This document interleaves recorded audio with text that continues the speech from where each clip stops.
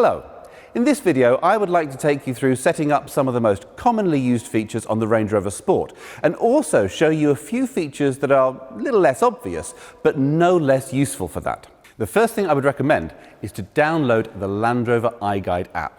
Now, this contains not only a full searchable copy of the handbook, but also a reference guide for warning lights on the dashboard, a frequently asked questions section, and a visual tour around the inside and outside of the car with information on the controls, buttons and features.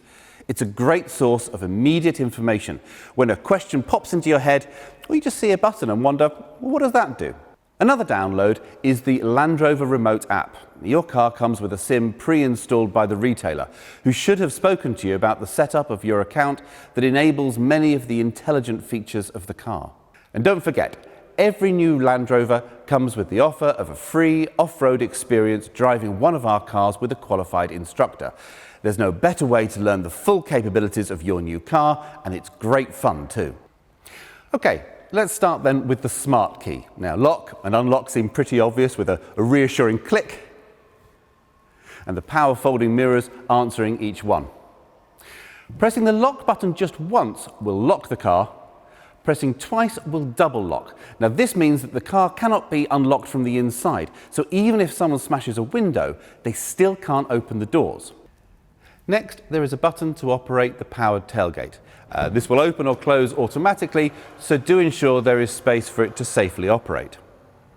There are sensors that will stop it if obstructed, but you'll notice I use my arm rather than my head to demonstrate that.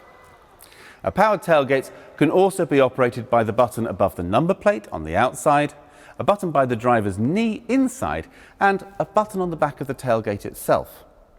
If you wish to adjust the height the tailgate opens to, if for example you have a garage with a low ceiling, reposition the tailgate to the desired height, hold the button on the tailgate until you hear a beep, and this will store that height to memory. So long as the smart key is in your pocket, sweeping your foot under the rear corner of the car will trigger the tailgate to open or close.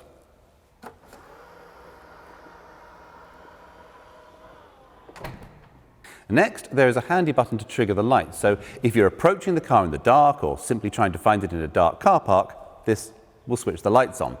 By default, they will stay on for 30 seconds. This can be extended up to 4 minutes if you want, using the instrument panel in the car. More on that later. Unlocking the car will also trigger the headlights, and they will remain on for a short period after locking to provide light to see you to your door. Now, the final button is a panic alarm.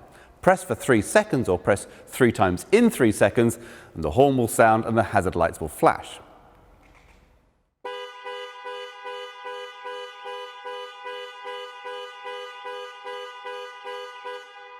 After 5 seconds, this can be cancelled by holding the button for a further 3 seconds. Holding the unlock button down will operate global opening,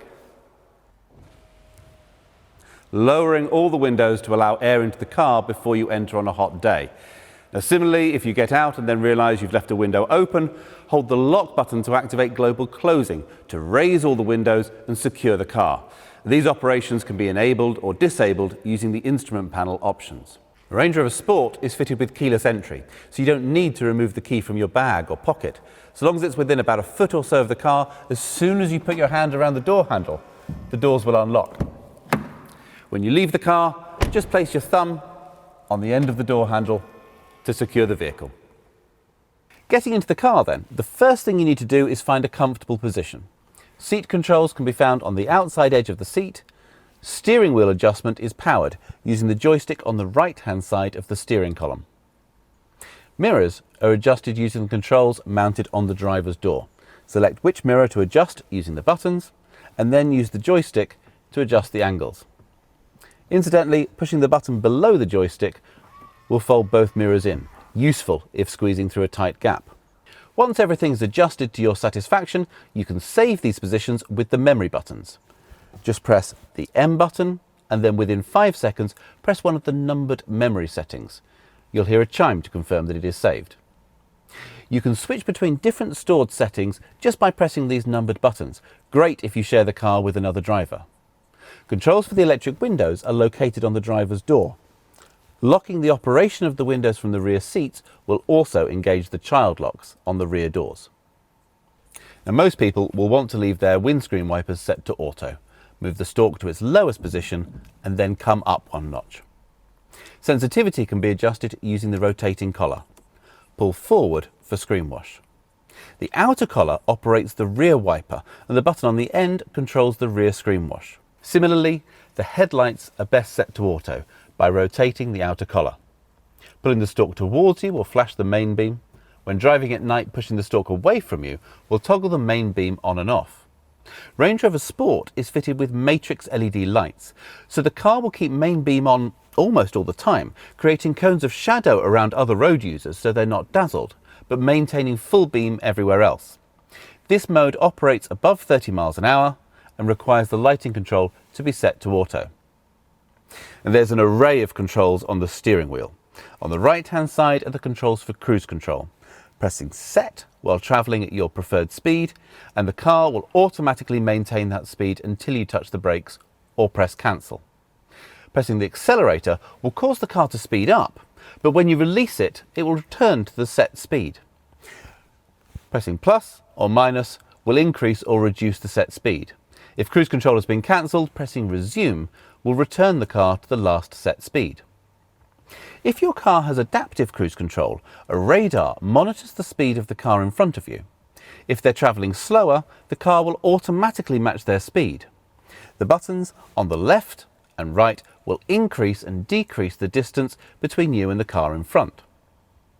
Whilst you need to be travelling over 20 miles an hour to activate cruise control, adaptive cruise will match the speed of the car in front all the way down to 0. If the traffic restarts within 3 seconds, your car will pull away with that traffic. Any longer than that and you'll need to give the car permission to go with just a gentle press on the accelerator. This function means that adaptive cruise control can be used in tiring stop-start traffic situations. The limb button switches the function between cruise control and speed limiter.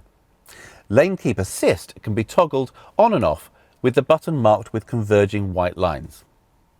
If your car has a heated steering wheel, the control can be found here. On the left side, the circular dial controls volume and buttons to skip tracks or change radio stations. The menu button triggers the instrument panel menus, allowing configuration of safety systems, heads-up display and driver convenience features, whilst the outside of the dial controls navigation through these menus. Explore these options to set the car up to your preferences. The green phone icon will answer a call or start the process to dial a contact on a connected phone, whilst the red phone icon will end the call. A quick press on the voice control button will allow you to use voice commands. Wait for the chime and then call home. A full list of the available commands can be accessed on the main infotainment screen. Starting the car is as simple as putting your foot on the brake pedal and pushing the start button. So long as the smart key is in the car somewhere, the engine will start. When you switch the car on, the 10-inch infotainment screen will show 3 main options: navigation, media and telephone. If you haven't already paired a phone, it will prompt you to do so. Just tap on the phone tab and then open Bluetooth devices on your phone and select Range Rover Sport.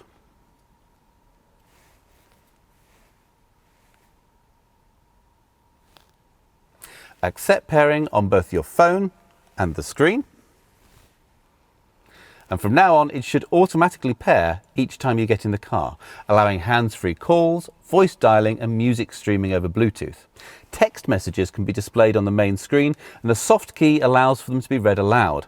On Apple phones, it's necessary to enable this feature by selecting Settings and Bluetooth, then selecting the connection to the vehicle and enabling Show Notifications. If you prefer, connecting your phone with a cable will allow Apple CarPlay or Android Auto to mirror your phone screen on the car's infotainment system. A long press of the voice command button on the steering wheel will then connect you to your phone's voice assistant. Going back to the home page, tapping on the Media tab will take us to DAB radio. Tapping Source will reveal the phone that you've just paired as a possible audio source. Radio stations can be easily selected from the menu, or you can simply use voice commands from the steering wheel. Tune radio to BBC Radio 2. Tuning to BBC Radio 2. The third option from the home screen is the navigation system. To input a new destination, tap on the magnifying glass and then type in any postcode, address or point of interest into the search box at the top of the screen. You can also search for businesses and transport links, hotels and restaurants. Where possible, the system will show TripAdvisor reviews. Destinations can be easily set by voice. Navigation, take me to 33 Baker Street, London. Choose a line number. 1. Selecting line 1. 33 Baker Street, 33 Baker Street, Marylebone, London. Setting destination. As well as appearing on the main 10-inch screen, navigation instructions will also be shown on the cluster display in front of the driver. Now this display can be reconfigured for a 1 or 2 dial display by pressing Menu and selecting Display Options. You can even bring the map across the whole screen, retaining a digital readout of your speed.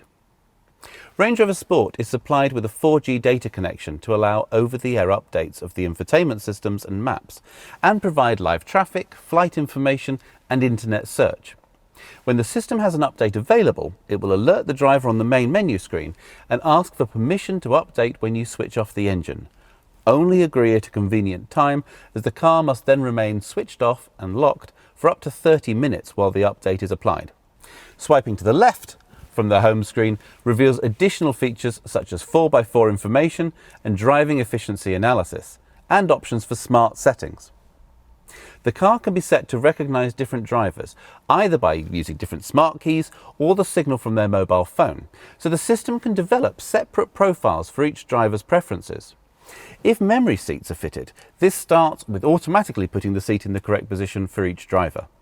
It can also analyse behaviour to pre-select navigation routes based on your regular routine, store audio preferences and remember climate settings.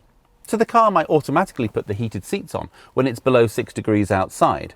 Remember that you listen to a particular radio station on the way to work, but listen to a podcast on the way home. Know that on a Thursday you come home via the gym and set the navigation accordingly. It will also remember that you like a 1-dial display, but your partner prefers 2 dials with the map shown between them. Obviously, this involves storing a level of personal data, so when setting the system up, you can choose what data is stored on each profile. If you don't want it to store location data or information on your phone calling habits, just deselect these options. PHEV models have a My EV feature, which allows charge to be conserved by enabling Save mode. This allows electric charge to be reserved for driving in urban areas later in the journey. To disable, simply press Save again. A button on the centre console engages EV mode, although the engine will restart if the charge is too low or greater acceleration or speed is required. The lower touchscreen controls heated seat options, off-road controls, heated windscreen and ventilation. A quick swipe down will transfer phone and media controls to the lower screen for occasions when you're using the navigation map on the main screen. Heated and cooled seats can be controlled by the large rotary dials also used for climate control, simply by pressing the dial in to change function. Top spec cars also have massage seat options controlled through the menu on the lower touchscreen. Range Rover Sport features a pistol grip gear selector. Press the brake, squeeze the trigger and pull towards you to engage drive, push away to engage reverse. Shifting towards you and nudging to the left will enable Sport mode. Now this will alter the operation of the automatic gearbox, holding on to the gears longer to give punchier performance. You can manually shift up and down the auto gearbox using the paddles either side of the steering wheel. To return the car to automatic operation, hold the right paddle towards you for 3 seconds. When you come to a stop, push the button on the top to put it back in park. Pressing the terrain response control causes the dial to rise up and you can turn it to select different driving modes. The car will alter throttle response, traction control and differential settings to deliver the best control and grip on a variety of surfaces. On HSE Dynamic upwards, pressing the dial back into the console activates auto terrain response, with the car using sensor data to determine and automatically engage the most appropriate drive mode. Range Rover Sport's variable height air suspension can be controlled from the next cluster of buttons. Range Rover Sport descends 40mm to allow easier access getting in and out of the car, and can rise up 65mm from normal drive height to give maximum ground clearance on rough terrain and enable the full 850mm of wading depth. The rear suspension height can also be controlled using the switches in the load space, which can make loading at the boot or hitching a trailer easier. You can even control the suspension height from the smart key. With the engine running and hazard lights activated, close the doors and press the headlights and tailgate unlock buttons to simultaneously lower the suspension, headlights and unlock to raise the suspension, headlights and lock to set the vehicle to normal height. More details about the operation of air suspension can be found in iGuide. The electronic park brake will disengage automatically when you drive away and re-engage when you switch the engine off. A manual override control is located on the centre console rearwards of the air suspension controls. When driving, be aware the start-stop system is standard, so the engine will cut out when you come to a stop, instantly restarting in the time it takes for your foot to move from the brake to the accelerator when you pull away. Now, this can be overridden with control on the lower panel, but it delivers a surprisingly high fuel saving and helps reduce air pollution in cities and towns. All cars are fitted with exhaust filters. These need to refresh occasionally, and you may notice more visible exhaust emissions whilst this is happening. For a diesel, it tends to happen when the car is being driven at higher speeds and the exhaust gets hot. For a petrol, it happens more frequently when you lift off the throttle and more oxygen passes through the system. Occasionally, the car may display a message saying drive to clear. This is most common on diesels which have been used for predominantly short, low-speed journeys, in which case they need a blast and a dual carriageway. For petrols, it happens when they've been used under load, like towing. Find occasions to lift off the throttle and slow using engine braking to clear the filter. Automatic braking systems for city driving are standard and detect other traffic, pedestrians and cyclists, preventing collision or mitigating damage. Cars fitted with adaptive cruise control have a high-speed emergency braking system. The lane keep system will provide a torque steer back into the lane if the car thinks you're drifting beyond the lane markers, so it's important to indicate when changing lane. If blind spot assist is fitted, the door mirrors incorporate a blind spot warning system, lighting up whenever a vehicle is travelling alongside and flashing rapidly to warn if a car is closing to overtake. If you start to move into the path of an adjacent vehicle, the car will deliver a torque steer in an attempt to avoid a collision. These driver aids are designed to intervene when there is no input from the driver, which is surprisingly hard to simulate, so please don't try to test these systems.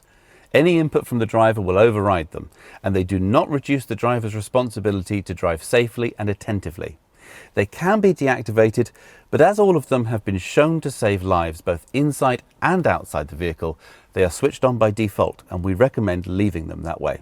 For additional safety, in the event of an accident where the airbags are deployed or the fuel safety cutoff is activated, the car will automatically contact emergency services, sending GPS location data.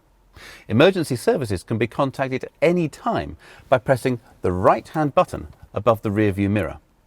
The left-hand button summons breakdown assistance.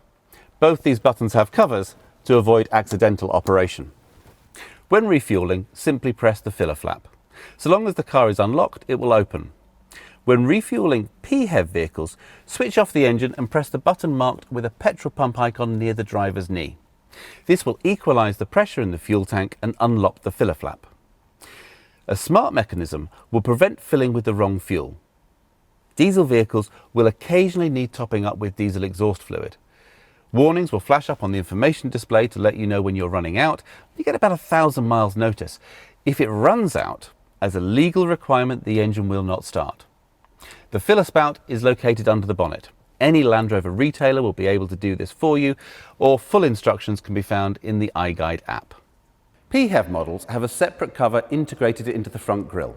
Just press to release the catch, which reveals a Type 2 charging socket. Plug the cable into the power first and then connect the car. An LED next to the socket will confirm that the car is charging by turning green. Charging status can be monitored on the remote app. The engine will not start with the power cable connected. The remote app provides monitoring of many systems. When you first run the app, there's a quick start guide to aid setup, and then it provides control over remote locking and unlocking of the vehicle, tells you how much fuel is left in the tank, reports the last parked location of the car so you can always find your way back to it, And it can export a full journey log in the form of an Excel spreadsheet. So if you're tracking mileage for business use, this is easy to keep track of. It also provides remote activation of the climate system, cooling the interior in summer before you get in, or warming and de-icing the car in winter, whilst keeping the car fully secure. This video has really only touched on the essentials. Please make use of the iGuide app or videos on our YouTube channel to find out more, or contact your retailer with any questions. Thank you for your time and enjoy your time with the Range Rover Sport.